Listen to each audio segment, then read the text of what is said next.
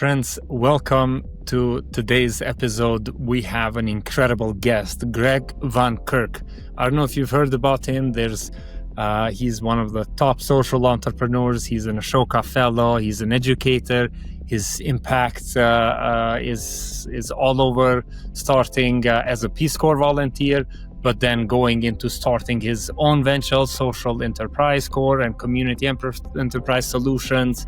Also created the award-winning MicroConsignment Model, which empowers local entrepreneurs to address needs of healthcare, clean energy, and more. He's been also named the Social Entrepreneur of the Year by the World Economic Forum.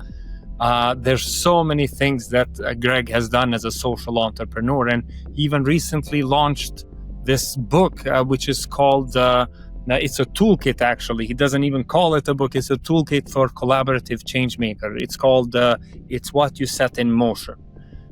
In this episode with Greg, we're diving deep into the mechanics of facilitation, exploring power dynamics, tips and tricks, and many more things that you will find insightful, especially coming from a social entrepreneur, the way he sees the people that join the sessions. All of this concoction is going to be an awesome session. Thank you for tuning in, and please enjoy the session and let us know what you think. All right. So enjoy and talk to you soon. Greg, so amazing to have you join us. Thank you so much for being here. It's an honor and a privilege to talk to you about this. No, thank you, mentor. Thanks so much for the invitation, and really looking forward to the conversation. Oh, Greg, you're, when I first learned about you, the ultimate entrepreneur, because I read in Rippling and in How to Change the World and all these things. How come you came to facilitation? Why facilitation? What happened in that journey that you jumped into becoming also a facilitator, or you always were? Yeah, it's a really great question. And until we talked about having this conversation, I had never really thought about it. And it's interesting. I think, it certainly, naturally over the course of my career, I became, more adept at and became a facilitator. But I think, for the first, I would say, when I go back and I look at how I started as a social entrepreneur, right? I was in the Peace Corps, and I was way up in the Western Highlands in Guatemala. And one of my jobs, one of my sort of main priority responsibilities was working in microfinance and helping to teach women microfinance recipients how to improve their businesses and such, right? And I think about just even that word teach, and I look back on it, right? At the time, I didn't know what this is 20 some odd years ago, right? I didn't know what quote unquote facilitation was. I wasn't a facilitator. And I think back on it now and I sort of kick myself because I would just talk at the women, right? And I would probably put them to sleep. And they would bring their kids too, and their kids would get would get bored and would start talking. And I was just thinking too, is the way that they would control their kids. They'd say, hey, the gringo's going to give you a vaccination. He's going to give you a shot. So you better be quiet. Right. Or something. Right. So they had to use, I guess I was so boring. They had to use threats for their kids. Right. But overall, when I think about it, I think my sort of the evolution to becoming a facilitator, I think I think it was just more sort of in line with my approach to doing this kind of work. And I would say, two things. One is, overall, I believe our role as change makers or social entrepreneurs or educators or what have you is to help people become more empowered to achieve their goals and aspirations, right?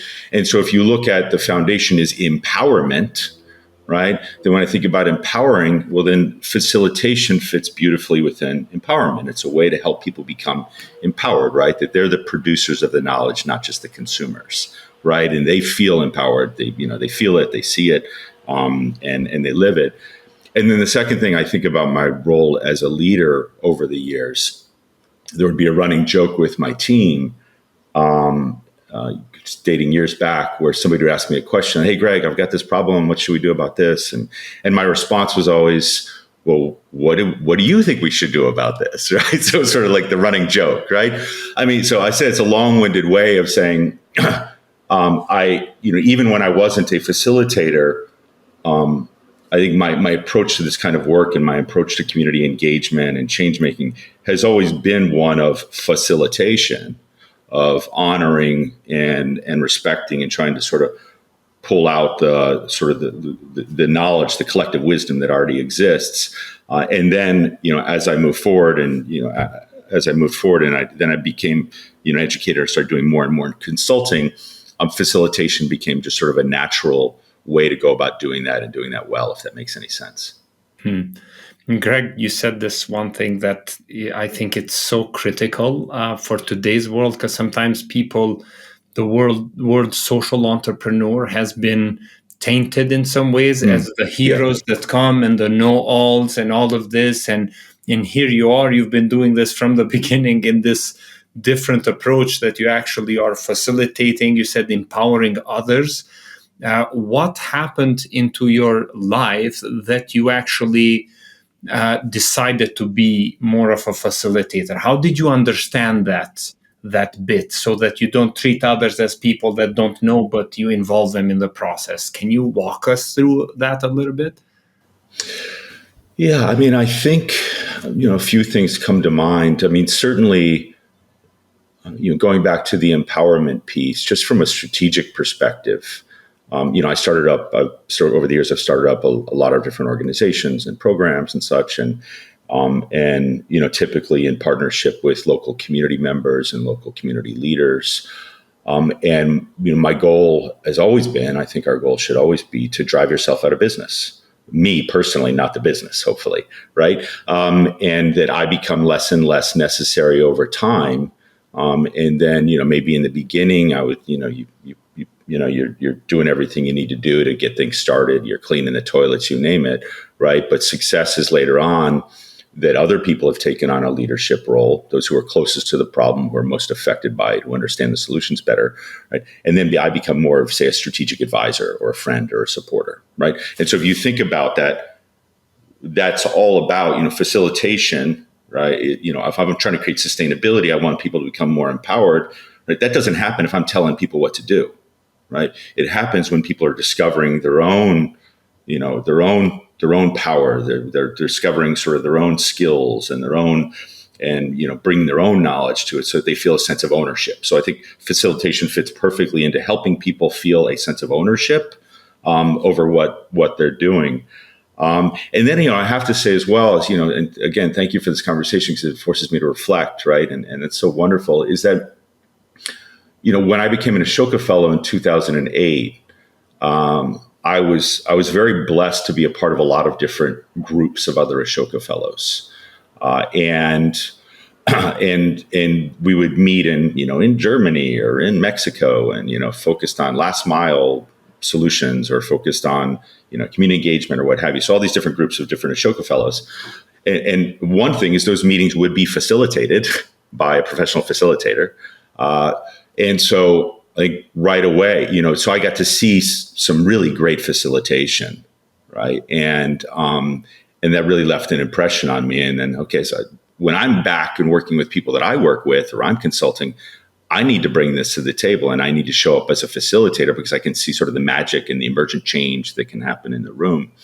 There was that. So sort of seeing that, also as well, just seeing that, other Ashoka Fellows, who I'm just ridiculously impressed by, and none of them thought of themselves as like up on a pedestal, or like, or look at me, or, I'm the one doing this. I think any successful quote unquote social entrepreneur, or any successful change maker, takes a facilitated approach to the work overall, that sense of ownership, and believes in that putting the community first and having the community take the lead is the best way to create success. So, I think as a social entrepreneur, ideally, you see yourself as sort of, how can I sort of create a spark, or how can I ignite something in a community?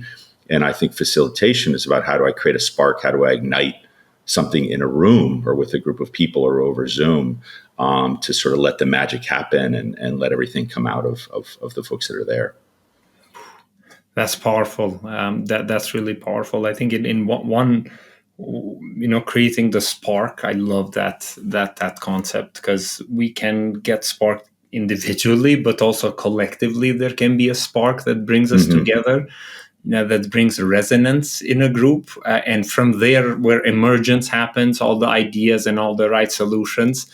One thing that you also shared that I'd love to maybe tap a little bit more into.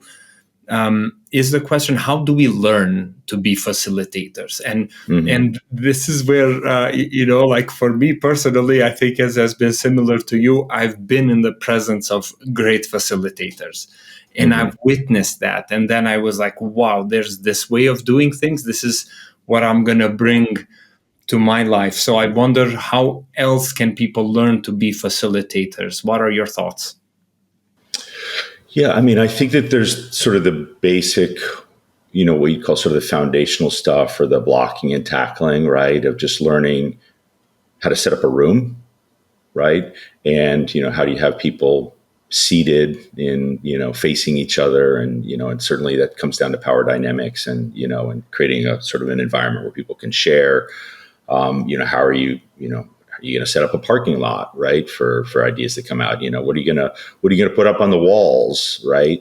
How are you going to get started to get people in the right sort of mindset? How are you going to have people take turns sharing different ideas, right? Some of these basic things of how do I sort of lay out my guidance for the overall facilitation session.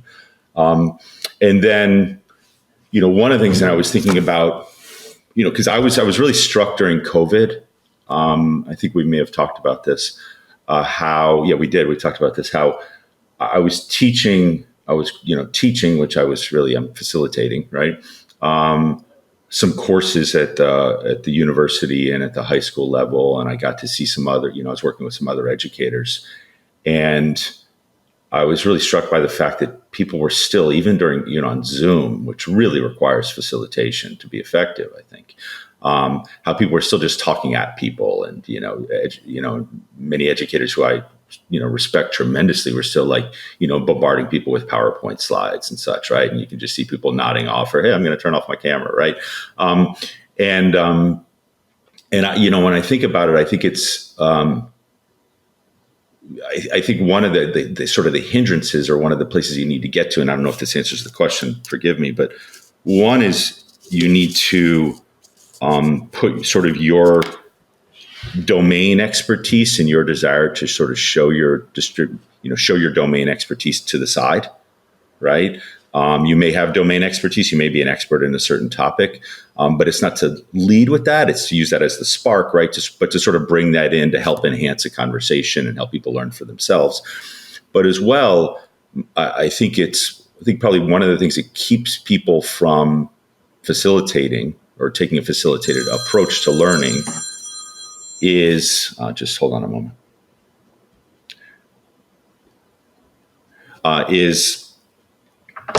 is I think it can be a little bit intimidating, right? Because if I'm teaching, if I'm talking at you, I control the environment, right? When I'm facilitating, I've got to have a little bit of confidence and a little bit of courage, because I don't know exactly what's going to happen. I don't know exactly what people are going to say. So it's a little bit of a loss of control. So, if you can you set up the room, and then you say, you get in the mindset of, okay, it's not my job here to tell people things. It's how do I pull up things out of them? And I'm just going to be a little bit, I heard this, I think, Mentor, we may have been at an Ashoka event with the Changemaker educators, where one of the educators talked about being vulnerageous, right? And so how can I sort of be vulnerageous? How can I be sort of vulnerable and courageous and encourage other people in the room to be vulnerageous as well? That resonates. Vulnerageous. Love that. You mentioned a little bit about power dynamics.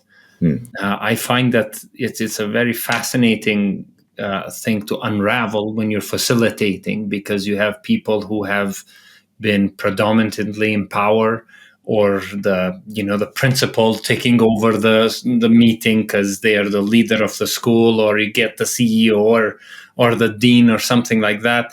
And I feel like that misses the point of facilitation. If you're creating space to listen to the boss, like it's actually to listen to collective intelligence. How do you address those power dynamics in your facilitation? What have you seen that works? Yeah, I think that right. So much of it is about a mindset, and I can maybe think of three things that might be somewhat unrelated. First of all, I think about, especially right. You're going to have in different environments. You're going to have different cultures, right? So I've done a lot of work in very hierarchical organizations and hierarchical cultures, right? Sort of command and control and such, right? So I think one of the things there is how can you right away sort of change people's mindset, both the people who are in power and the people who are less in power or more disempowered in the room.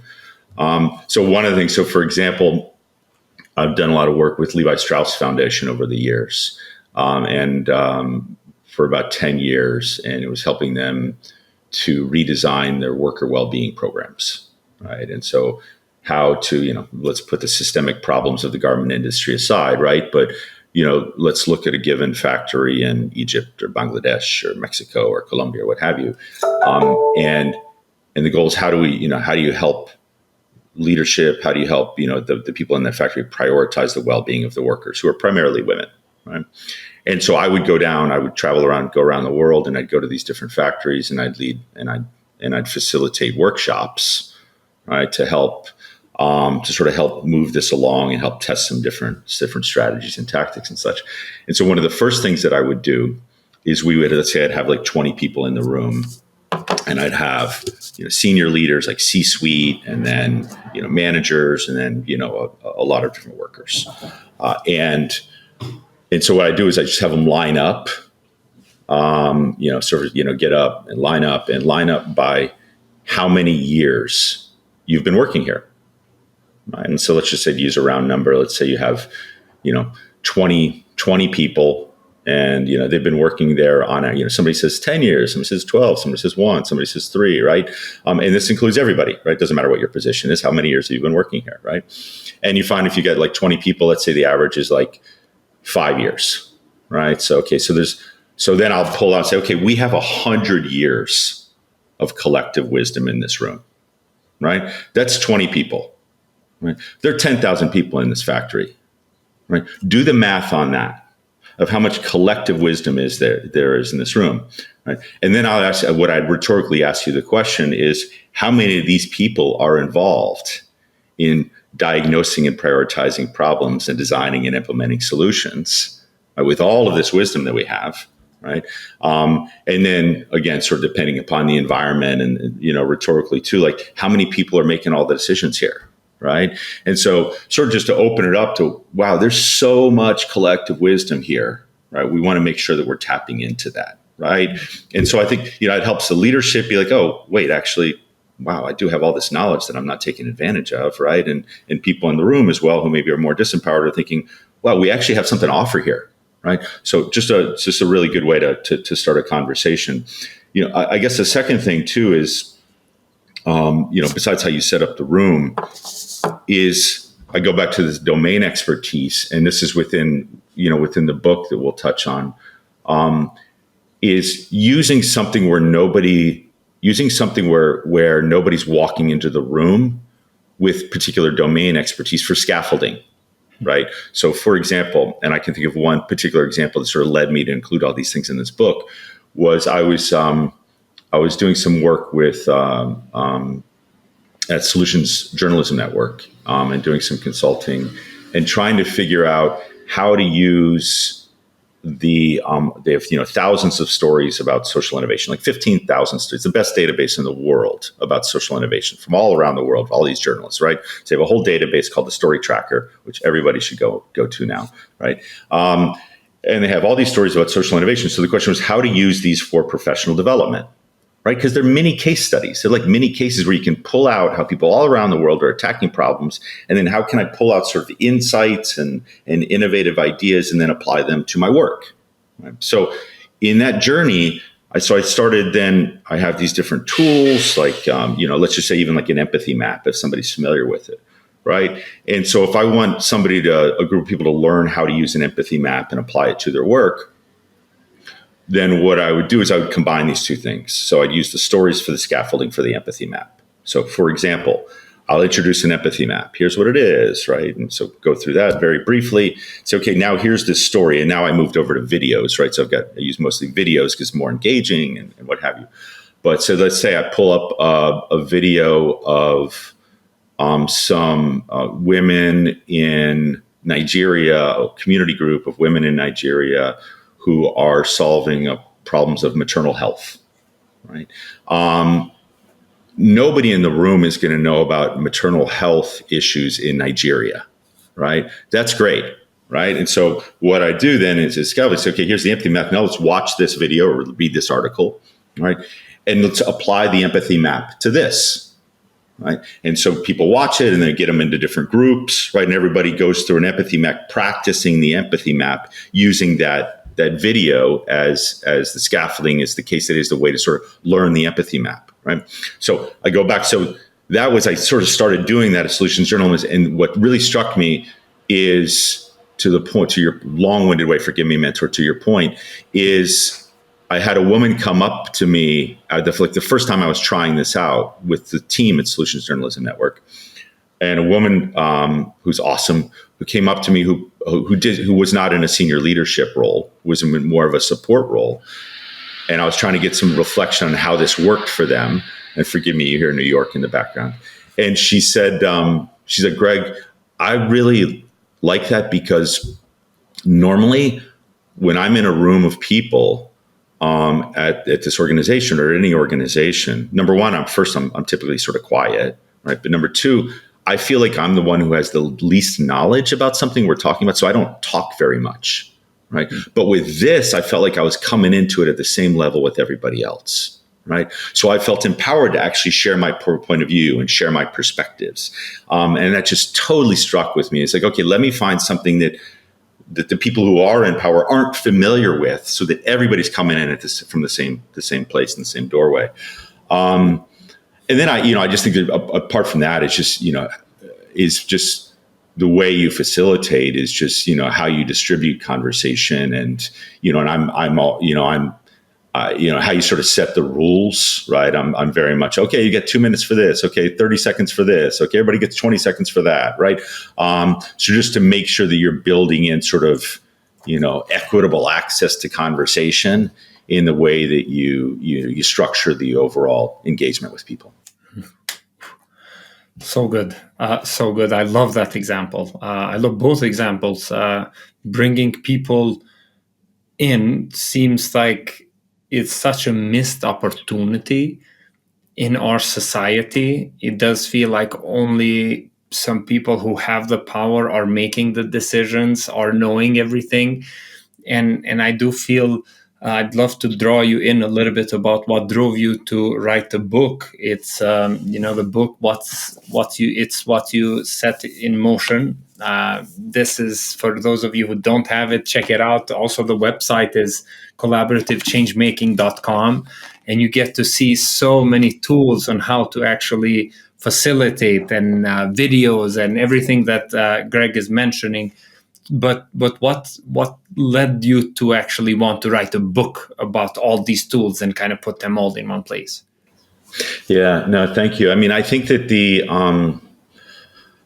first of all, if I look over the past, 20 some odd years of my career and, having the good fortune to wear all of these different hats as, working in communities in Haiti and Suriname and, or you name it, all around the world and, trying to understand problems and trying to work with people to prioritize problems and design solutions. And then, as a teacher, as a consultant, as a facilitator, a lot of work with university students as well through social entrepreneur course or a study abroad program that we started. So all along the way, I was always, if I go back to my days as a Peace Corps volunteer too, I always found that there's a real lack of how, right? How do you do this, right? There's a lot of what is this? Or there's a lot of, why should we do this, right? But everybody was like, great. I know what it is. I'm inspired to do it. How do I do this, right?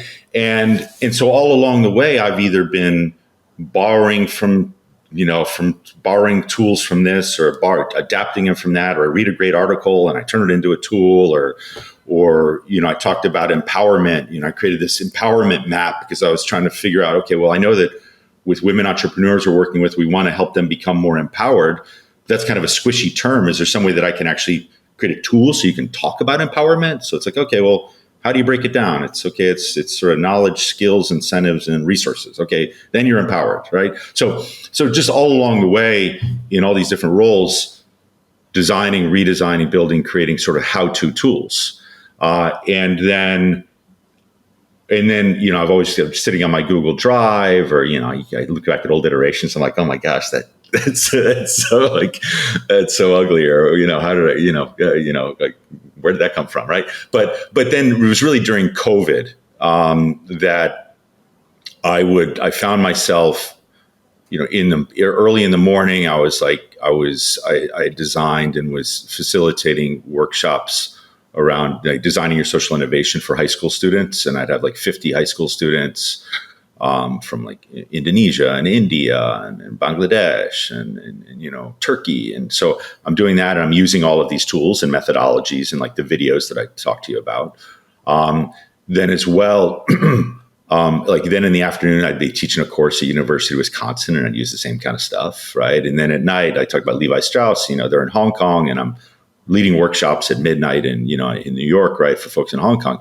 All these different age groups, right? All these different sort of areas of focus, and yet I'm using all of the same tools, right? And so that was sort of okay, I thought I knew this, but this is confirmation that this is just these are universally applicable tools, right? And so why don't I? And also, I'm at the stage in my career, if I think about modeling what I'm talking about in terms of empowerment, this serves no purpose sitting on my Google Drive. So how do I get it out there, right? And so then, needless to say, I was like, okay, well, let me create. It's a book, but there's, as it's all, I built it all in Google Sheets. I'm trying to make it super, super accessible, QR codes, hyperlinks, what have you. So you can use it online, you can use it virtually, you can use it whatever. And so sort of that book was the first step, which includes principles, change-making principles. So these are things that I've learned over the years of, okay, this is more about mindset, right? How do I start off on the right course? How do I correct course? How do I maintain course, right? So I've got 22 principles for change making, and then 76 tools broken up in all these different tools kits about team, diagnosing problems, what have you, and then 90 videos, right? So I put them all in there, and then the last part of, and just to go back to as well, it's not to say there aren't great tools out there, but certainly one of the things that I did find that I sort of thought, okay, what's the pain point or what's the need that this serves, right? Is that oftentimes, two things, I guess. One is, I think too oftentimes we're forced to kind of pick a lane, right? It's okay, well, I'm going to use systems thinking, or I'm going to use human-centered design, or, oh no, human system, this is better than that, or I'm going to use business model canvas, or it's all of this sort of, I've got to choose up front. Well, I don't want to choose up front. Why don't I include different tools all throughout those things that are really effective in those different ways, for collaborative change making? And then they also, as well as things can often be really prescriptive, right? Of first you have to do this, then you have to do this, then you have to do this, then you have to do that, right? Well, I call this a toolbox because a toolbox is something you pull off the shelf, or you pull out of your closet or your garage when you need it. And maybe you just need 2 or 3 tools today, right? You're having a certain problem. Well, I just want to figure out how to do this thing, just like you do as a facilitator, right? Depending upon the context. And so I thought that was a real pain point, to just, how do I make it so that it's accessible for folks that don't want to choose a lane, or don't have time, or don't want to do something prescriptive, but just want to be able to have something accessible. So yeah, I'll pause there. But yeah, so it's sort of born out of frustration of not seeing hows over the years, and opportunity of being able to work in all kinds of different environments, and and create tools and see them actually work. So yeah. Oh, love that. And two things to draw from that. I think one, I'd love to hear, how do you go about prepping a session? How much time does need, percentage wise, goes pre-session, so before the workshop or the program starts? How much of time goes to that planning, and how much time is the implementation, and then how much time is the, afterwards, what happens? I'm curious, how do you have that? So that's my first question, and then I have a follow-up. But I'd love to see, how does Greg go about planning a workshop, let's say a 2-day workshop? Yeah, that's a great question. And yeah, I think just, it can be a workshop that can be 20 minutes or it can be, 20 hours, right? I think, first and foremost is whoever I'm working with, whatever organization or group or school or what have you, is to have that conversation up front to really understand what are the desired outcomes, right? What are we trying to achieve here? And what's success look like? So when people walk away, what will success look like? How will we know that this was successful or not? Trying to learn a little bit too about sort of the context of the group that I'm working with. And how are they showing up? What are some of their, experiences or what have you? So just really trying to understand as much as humanly possible. And then once I understand that, looking at, then just getting into some of the real, nitty gritty of it, of looking at, okay, how much time do I have? And then I just go to, a Google Sheet and I just write in, start, finish, icebreaker, what have you. And I just go through and I just build it all in a Google Sheet. And, one of the things too of having of putting all this together in the book, right, is also it's a heck of a lot more efficient for me because I have all of my tools in one place, right? And then, one of the things as well, certainly if I've done similar things, I'll look back on those, right, and say, okay, how do I borrow from this that I did here, or what have you, right? I have some standard things that I love to do, right? So I'll include that. But I typically just sort of put it all out. I time it out by how many minutes I have. I typically, I don't know if you're the same way, mentor, but I typically think I can do, I'll go through and I'll do like three iterations of that, right, or so, because normally I think I can normally do like 100% more than I actually can do in the time given, right? So sort of your eyes are bigger than your facilitation stomach, so to speak. And so then, I'll end up paring it back and paring it back. And so that's just sort of, show up, gather all the materials. But then as well, I think in terms of actually the conversation or when I talk about what we're going to do, one is I don't like to, it depends on the situation, but I don't like to say, I like to say what we're going to achieve. Here's what we're going to work with when I'm in front of a group or working with a group. But I don't like to go through, here's what we're going to do. Then we're going to do this. Then we're going to do that. Then we're going to do that. Right. I think the unexpected is something that's really, really powerful and helpful to keep people engaged and, keep things moving along too. I do things in very small chunks, like 5 minutes here, 3 minutes there, 10 minutes there. Right.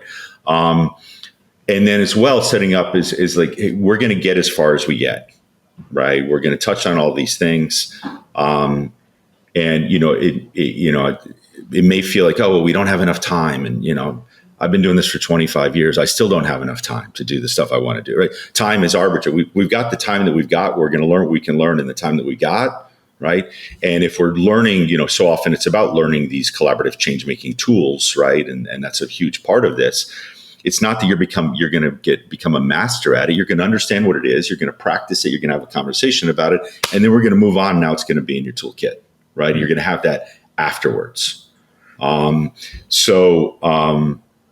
So yeah, it's just really just sort of doing the basic upfront stuff. But in terms of time, I mean, now that I have the toolbox, I've been doing this for so long, to actually design a facility like a workshop is I can do that very quickly now. That doesn't take very much time. But at the same time, I'll be in the middle and I'll see something isn't engaging, and sure, just like you do, I'll just throw it out and I'll do something else, right? Or I'll come up with some crazy idea in the middle of facilitating. I'm like, hey, let's try this out. So Let's definitely double being click on responsive. that. Let's What's that? double click Yeah. on that. Let's double click on that. I'm very curious about this, structured versus the emergent. Mm-hmm. Because sometimes you have the structure, you have done the pre-work, you listen, but then you go to the session and boom, something else is coming up.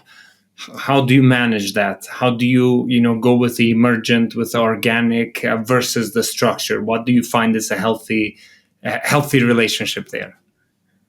I think it goes. Yeah, it's a great question. I think it's understanding what the goals are, right? I think oftentimes the things that you pivot on are, I thought we were going to do this maybe individually, but no, let's do it as a group.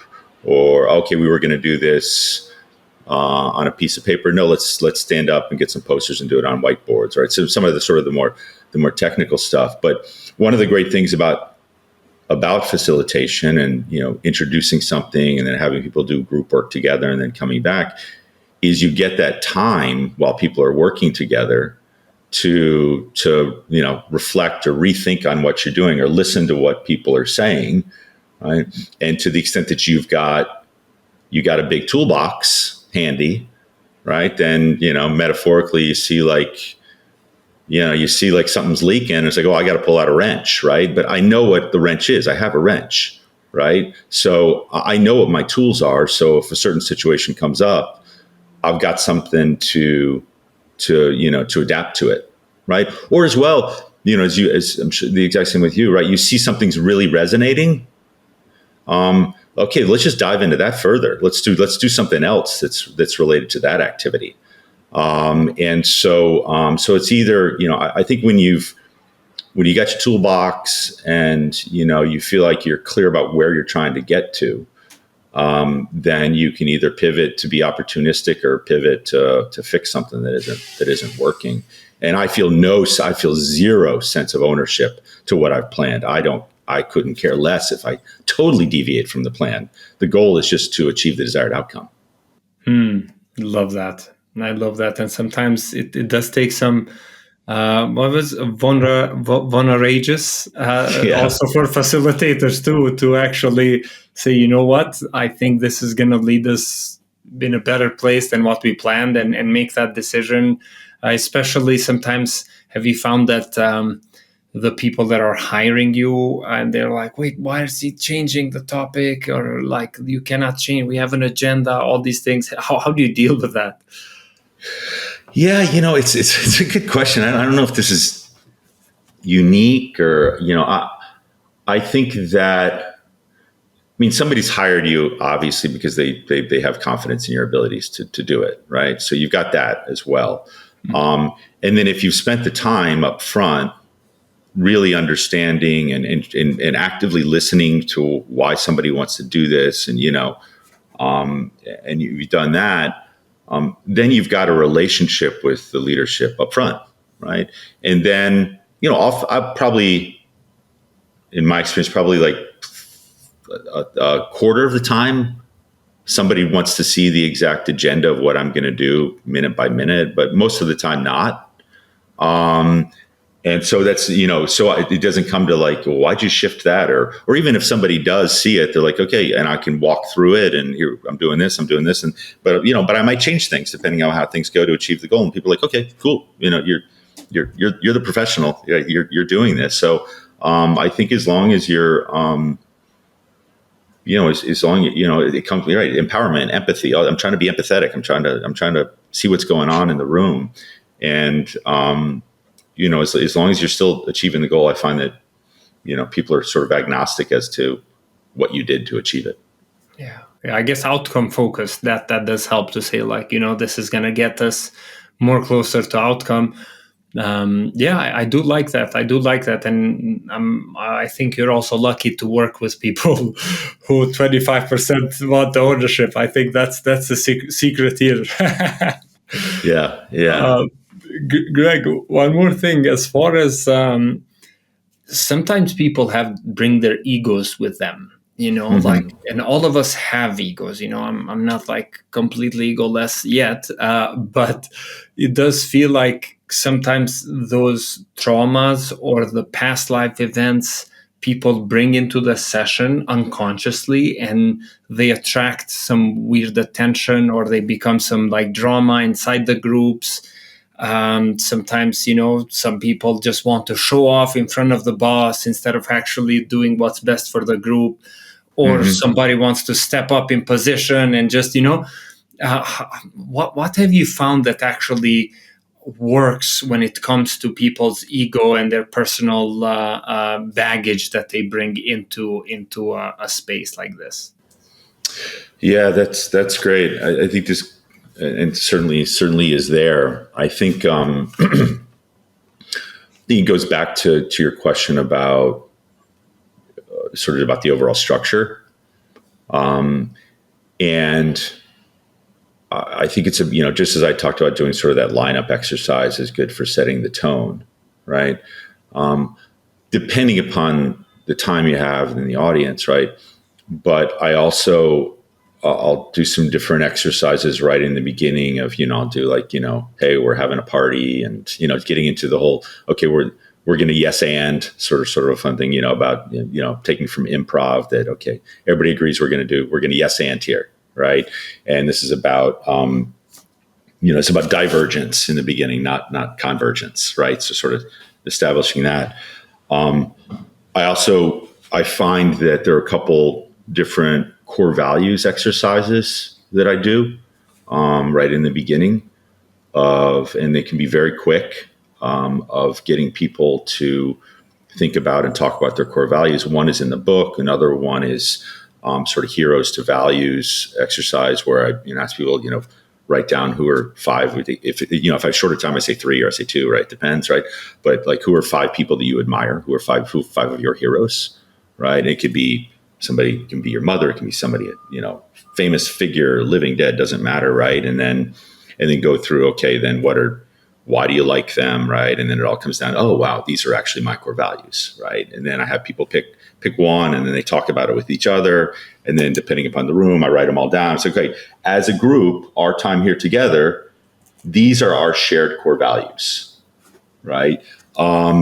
That tends to work really well. And then it's like, okay, and our job is the thing about core values is not something you just like put on a wall or on a website, right?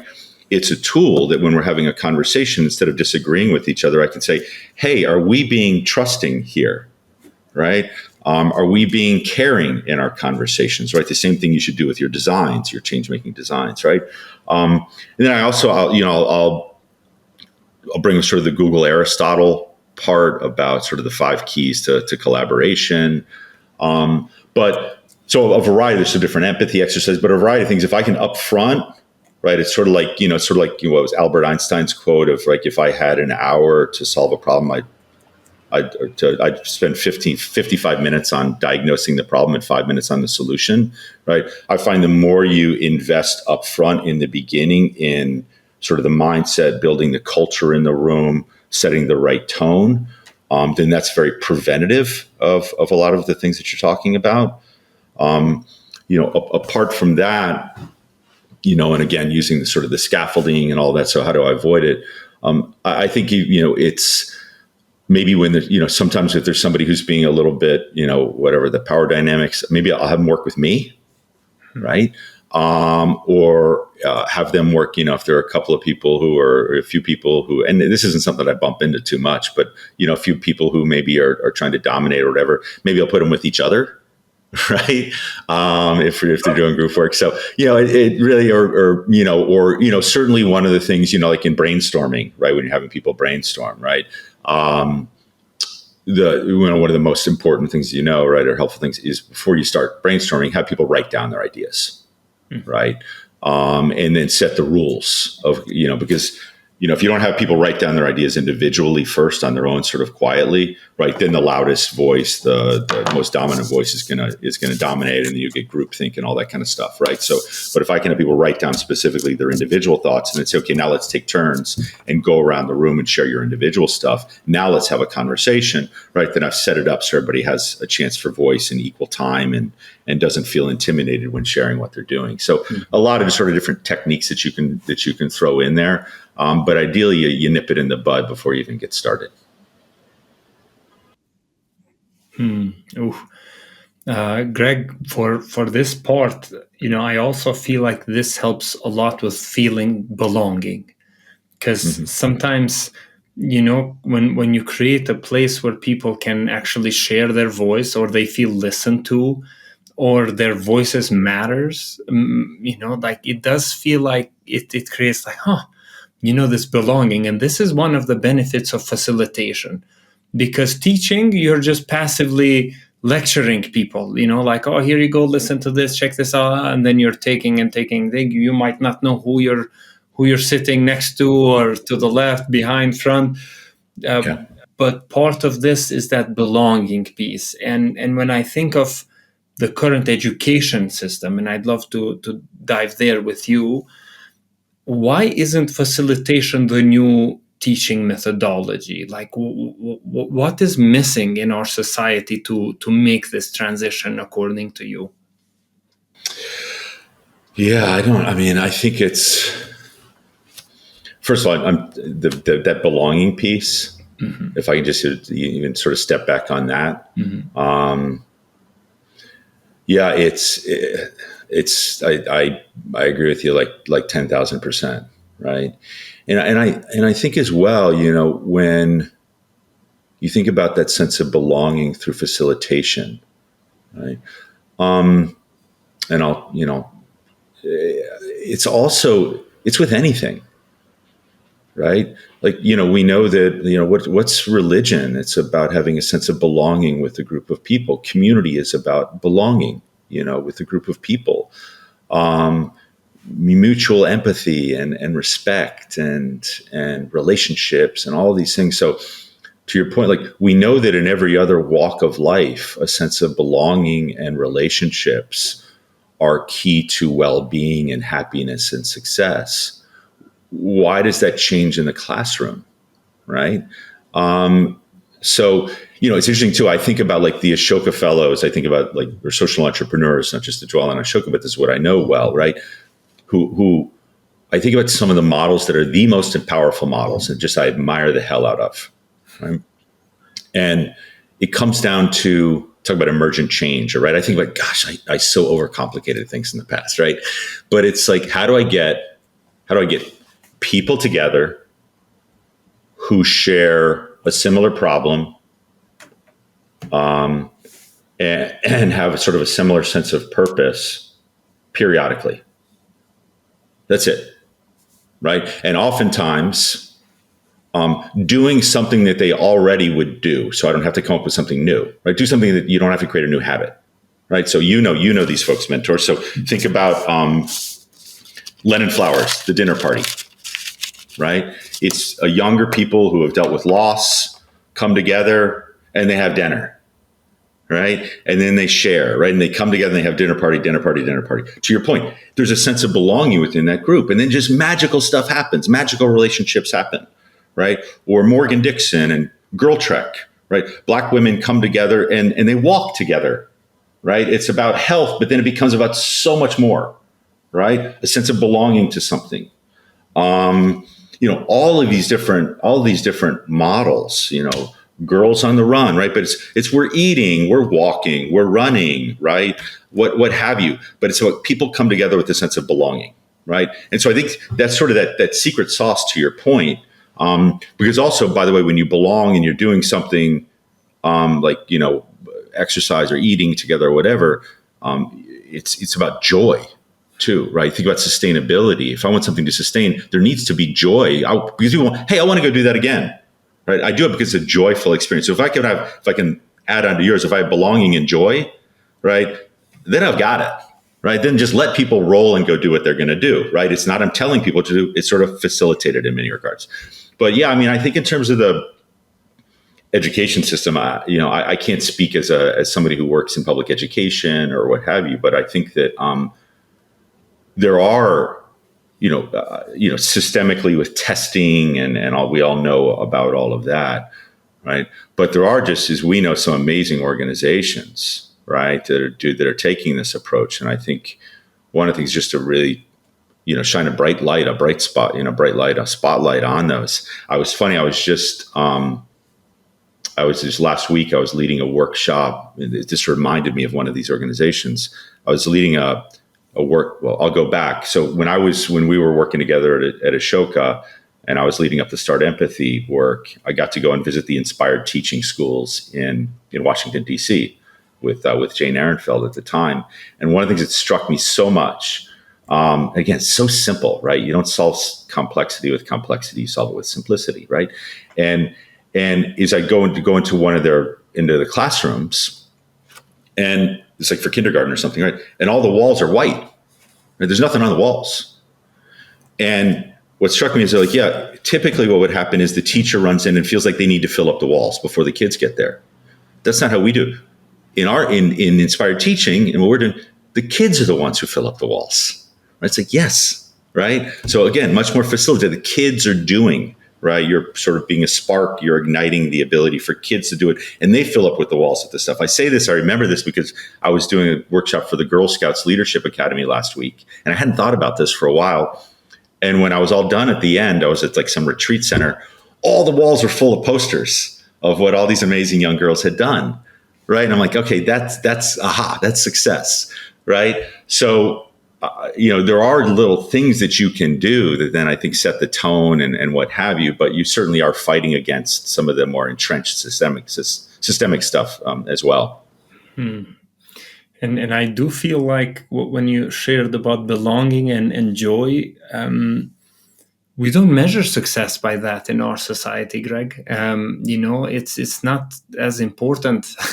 It's important to memorize. So it is also part of, I think, what is shifting right now is that society is waking up to the importance of how we feel, how we are inside. And then when we realize that, then facilitation comes as like, this is what we need.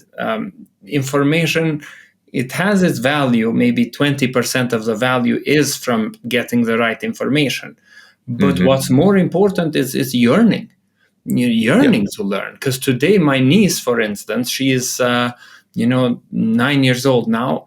9 years old, if she wants to learn something, she will learn it. She will go online. She will find the best videos from MIT, from all these places, explaining the thing. And then she will become much better than me explaining the thing. So maybe this is, and I'm curious to explore this with you. How much of our work needs to be on how people see the world?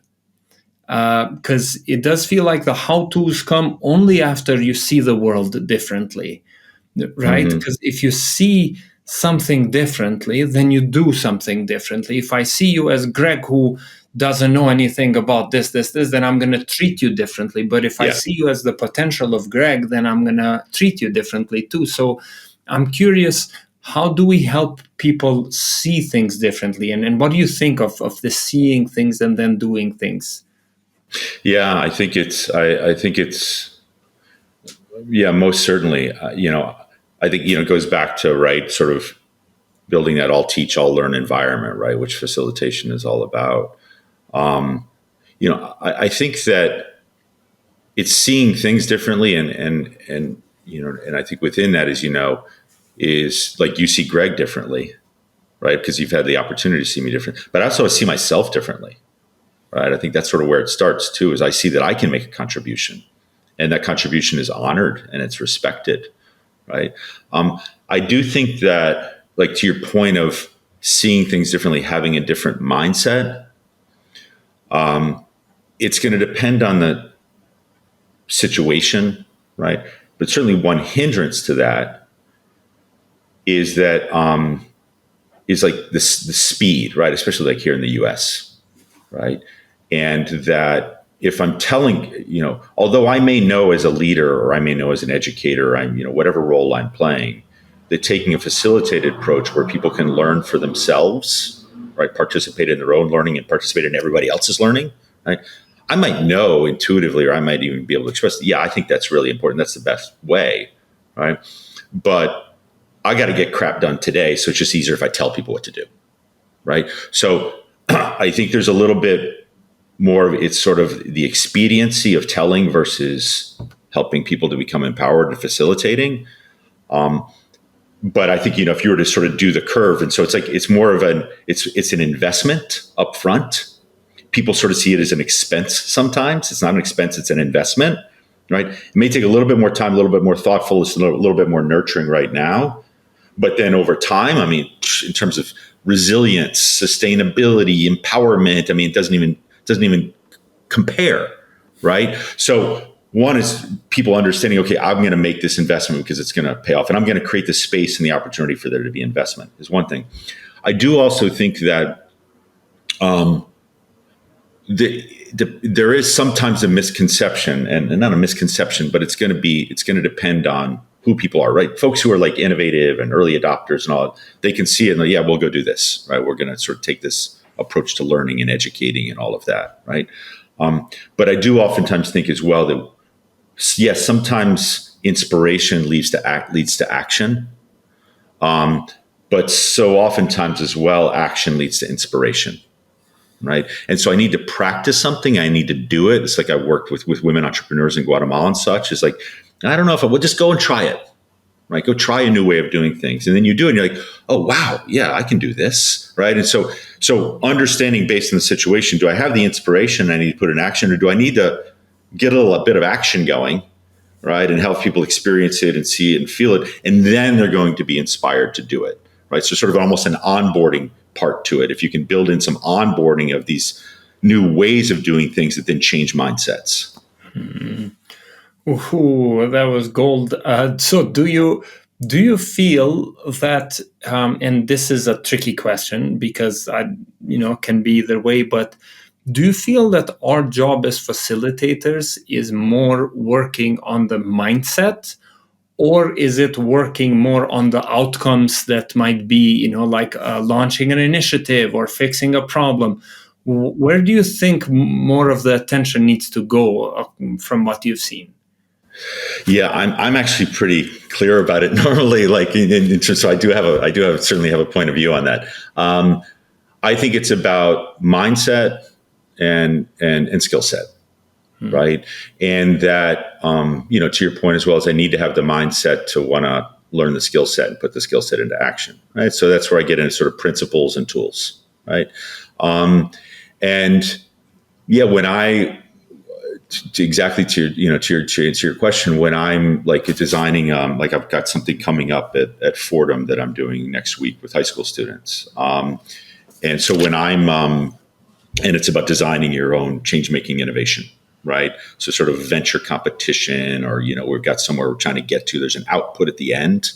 I'm very clear in saying, that to my mind, like let's look at a high school or a college venture competition, right? Where maybe you get $1,000 at the end, or $2,000 or what have you, right? Respectfully, how many of those ventures are actually going to become ventures, right? Very, very, very, very, very few, right? So I see that as more of a sort of the output at the end is more of a forcing mechanism, right? And so it's why we're doing this thing now, right? But the overall goal is everything after, right? Have I learned how to be more empathetic? Have I learned how to be a better collaborative problem solver? Am I a more adaptive leader? Do I understand what empowerment is and what the roles are there, right?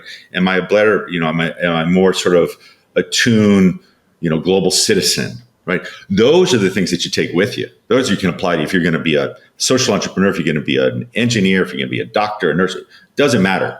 Right. So I try to be clear up front. And also it takes some of the burden of the output off of everybody's shoulders of, oh my gosh, I have to create the most of it. No, don't worry. We're just, if you do create something and you love it and you want to keep going on it, great. Right. But what I care is next year, the next year, the next year, the next year, the next year. And ideally you've taken some of this with you. And by the way, you not only have this new mindset around these competencies, right, these sort of 21st century skills, but you've also got a toolbox to put them into action in the future.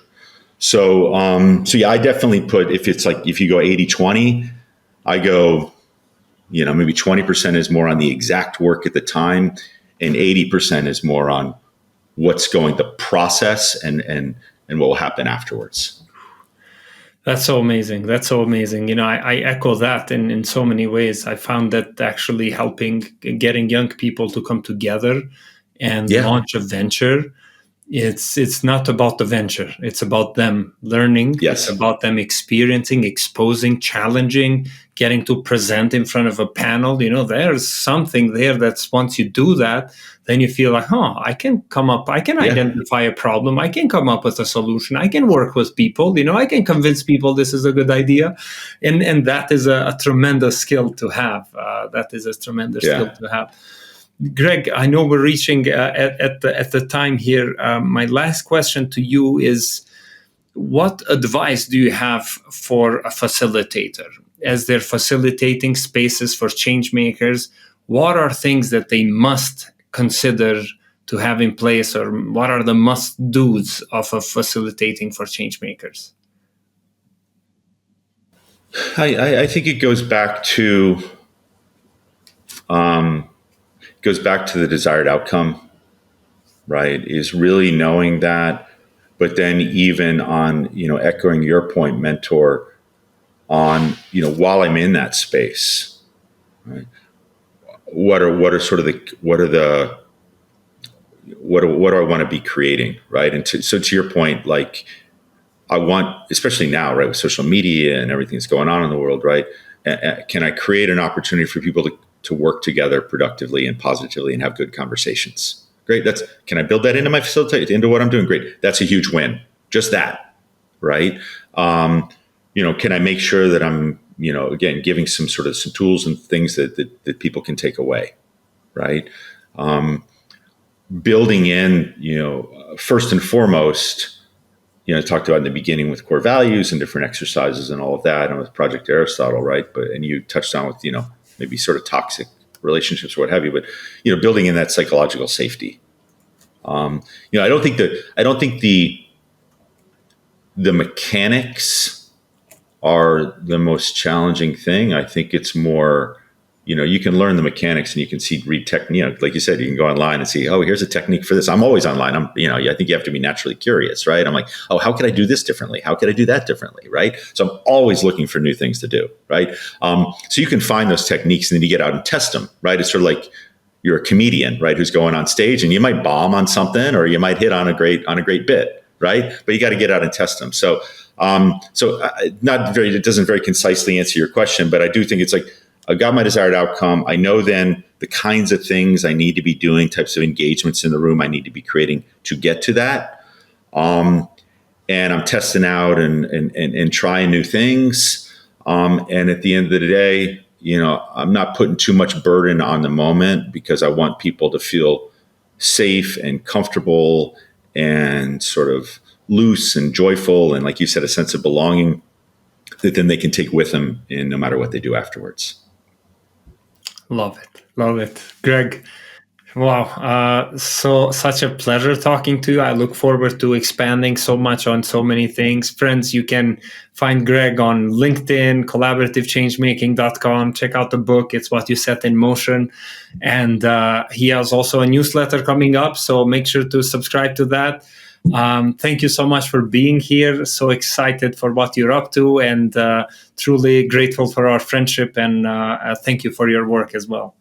Mentor, you're an inspiration, my friend. I love following your journey. It truly it inspires me, and I just love the way that you bring that joy and spirituality and thoughtfulness to everything you do. So it's an honor to be here with you, and thanks so much. And hopefully, as well, just a last final thing, if somebody takes 2 or 3 things or 1 or 2 things away from this, then hopefully it was worth it. So, thanks for the opportunity to share. Absolutely, Greg. Thanks, man. Take care. Have a good one.